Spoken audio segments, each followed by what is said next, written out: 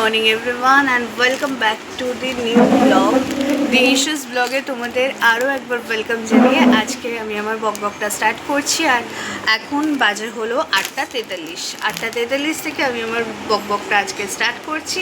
সারাদিন তোমাদের সাথে আড্ডা দেবো, সারাদিন কী করলাম না করলাম সেটা তোমাদের সাথে জানাবো, শেয়ার করব।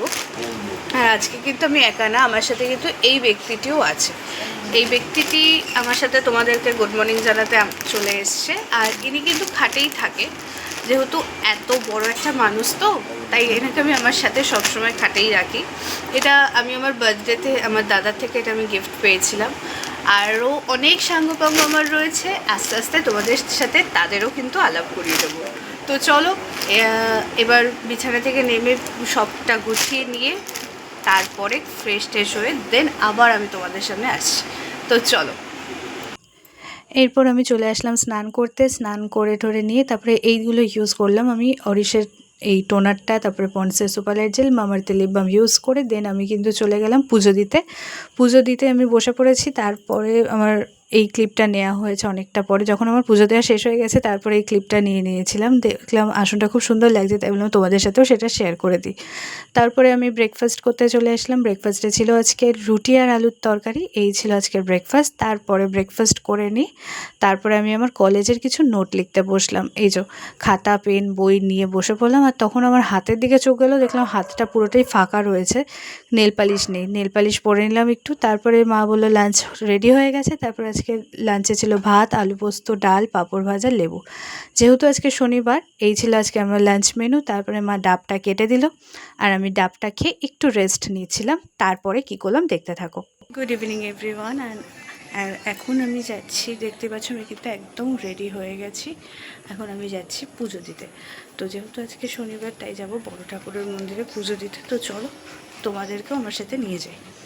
তো চলো। আর আমার বাড়ির কাছেই বড় ঠাকুরের মন্দিরটা ছিল, তাই পুজো দিতে চলে এসেছি। তো আমি কিন্তু পুজো দিয়ে চলে এসেছি। পুজো দিয়ে আসার পরে আমি এখানে হারমোনিয়ামটা তুলে নিয়েছি। এখন আমি যাব গানের ক্লাসে। তো সেখানে যাওয়ার জন্য তার আগে একটু প্র্যাকটিসের দরকার হলো। তো আমি কিন্তু প্র্যাকটিসের জন্য কিছুক্ষণ বসেছি।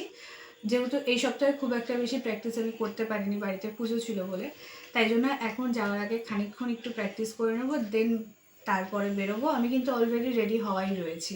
তো মা ফ্রেশ হয়ে আসলে পরে, পুজো দিয়ে আসলে পরে তারপরে কিন্তু আমি বেরোবো। তো চলো, তারপরে আমি গিয়ে কি করছি না করছি সেটা তোমাদের সাথে তখন শেয়ার করছি। তো চলো।